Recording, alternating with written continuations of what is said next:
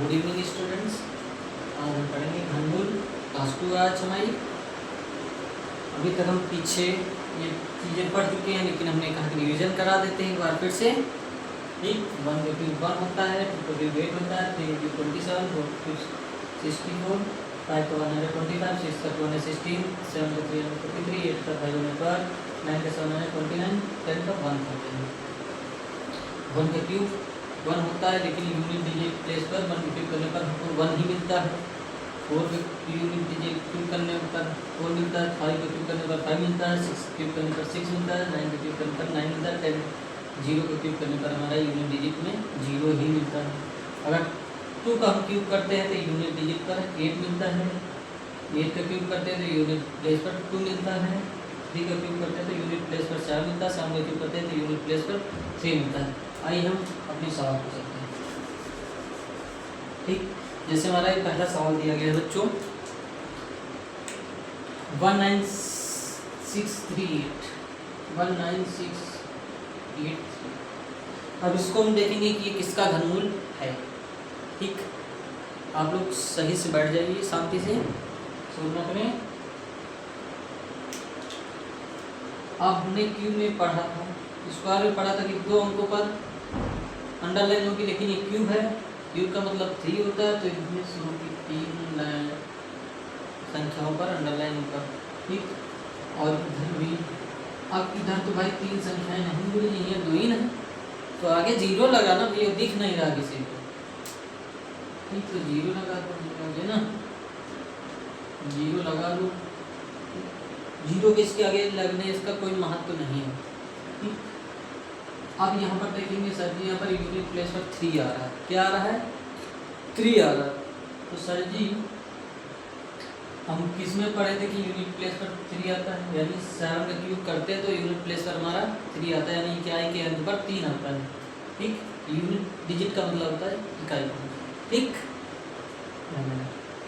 यानी 7 का क्यूब करते हैं तो 3 आता है यूनिट प्लेस में, यहाँ पर यानी 3 किस में आता है, तो यहाँ पर 7 आ जाएगा।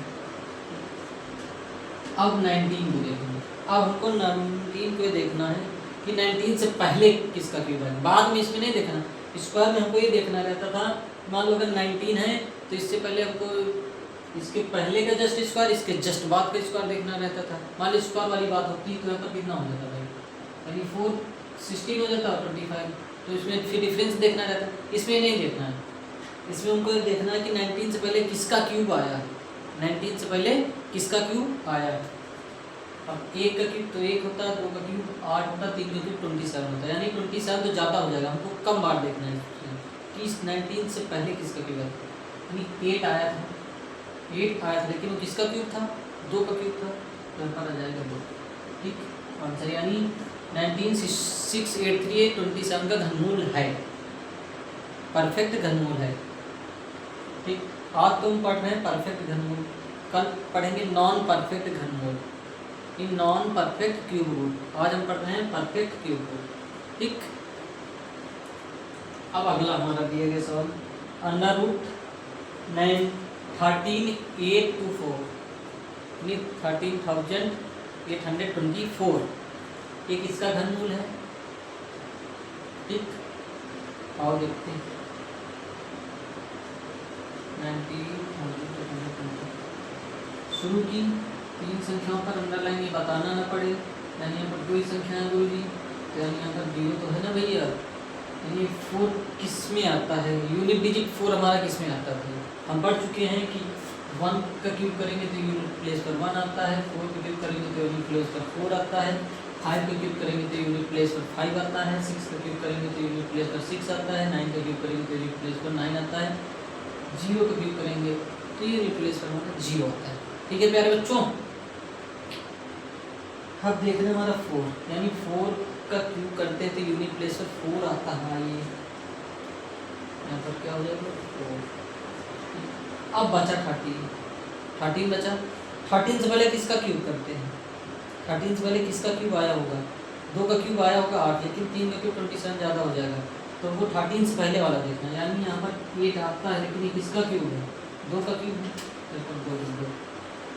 सॉरी 2 2।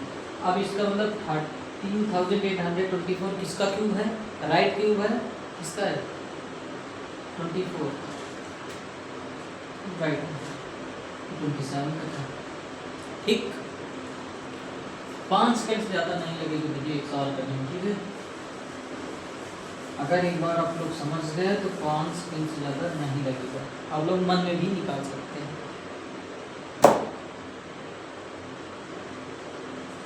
अब हमको 6 अंकों पर देखना है।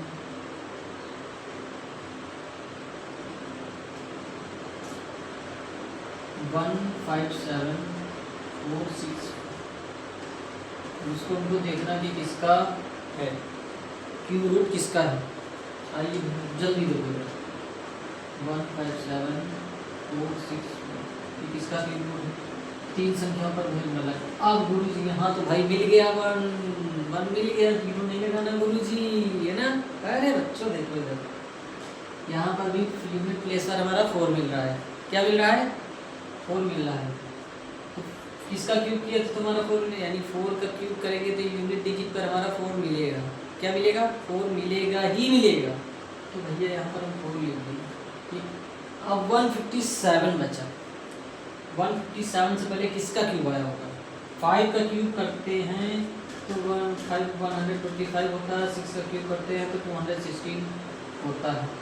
तो यानी 157 से ज़्यादा हो जाएगा 216, ठीक। तो हमको कम बार वाला देते हैं, यानी 125। तो यहाँ पर कितना आ जाएगा? 5 आ जाएगा ना। इससे पहले हम क्यूब देख रहे हैं ना। अब इसका ये राइट आंसर हो जाएगा कि ये घनमूल कितने का है? 54 का घनमूल है 157464, ठीक। अब आगे देख, मान लो अगला सवाल दे दिया जाए 21952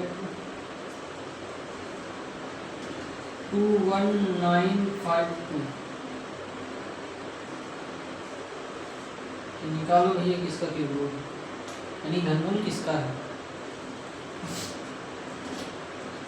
ठीक। 21,952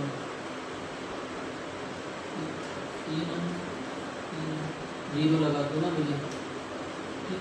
यहाँ पर 2 आ रहा भैया, 2 किसका क्यूब करते हैं तो आता है, यानी 8 का क्यूब करी था तो 2 आवत है, 2 का क्यूब करी था तो 8 आवत है, 8 का क्यूब करी तो 2 आवत है, 3 का क्यूब करी थे बोली तो 7 आवत है, 7 का क्यूब करी तो यूनिट प्लेस पर 3 आवत है। तो 2 किस में आता भैया, यानी 8, तो 8 लिख लेना, मतलब 8 लिख लेना। अब हमको 21 को देखना, अब इधर भूल जाओ, इधर वाली कहानी भूल जाओ कि पहले क्या कहानी हुई वो भूल जाओ, 21 पर ध्यान दो, ठीक है। अब 21 पे हमको ये देखना है कि 21 से पहले किसका क्यूब आया होगा। 2 का क्यूब किए हैं 8 आया, 3 का क्यूब करेंगे 27, यानी 2 का क्यूब किए हैं 2, यहाँ पर 2 लिख दो भैया, राइट आंसर, यानी 28 का एक क्यूब है, घनमूल है 21,952, ठीक। अब अगला सवाल है आप लोगों के लिए 148 870, ये किसका क्यूब घनमूल है, ठीक। आप देखेंगे 148 870, ठीक। 3 लाइन पे अंडरलाइन कर लो भैया, यहाँ पर मिल गया। अब 7 देखो, किसका क्यूब रूट कर रहे हैं, तुम्हारा यूनिट प्लेस पर इकाई के अंक पर 7 मिल रहा, 3 का हम क्यूब कर रहे हैं तो इकाई के अंक पर 7 मिल रहा है, यानी यहाँ पर आ जाएगा 3, ठीक। अब 148 बचा। अब किसका क्यूब हम करेंगे तो 148 मिलेगा, किसी का क्यूब करेंगे तो 148 मिलेगा भी नहीं। अब इससे पहले वाला देखना कि किसका क्यूब आया होगा, यानी 5 का क्यूब करते हैं तो 125 होता है, 6 का क्यूब करते हैं तो 216 होता है, तो फिर हमको 5 का क्यूब करेंगे तो यहाँ पर आ जाएगा 5, यानी ये 53 का क्यूब रूट है, परफेक्ट क्यूब है, परफेक्ट क्यूब रूट है, ठीक। अब आगे आ जाओ अगला सवाल,